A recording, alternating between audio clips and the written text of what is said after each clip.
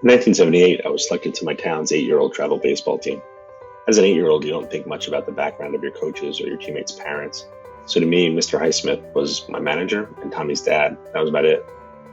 At our first practice, Mr. Highsmith spent the beginning of practice teaching us how to blouse our pants, put up our stirrup socks, writing our names in our hats, and tucking in our jerseys.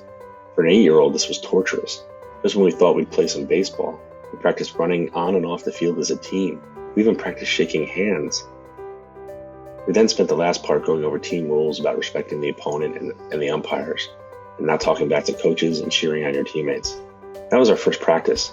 We didn't touch a bat or a ball, but what he did that day laid the groundwork for me to love the game and all its nuances.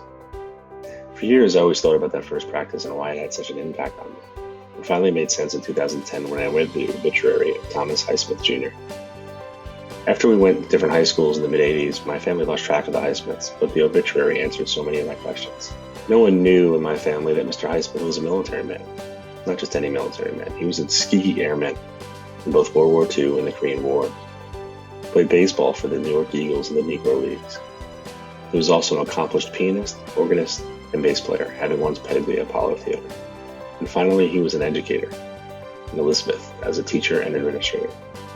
The rules he laid down that day traveled with me my entire career and also served as my framework as a manager and coach, which I did for another 30 years. Mr. Highsmith, thank you for that day and for everything afterwards.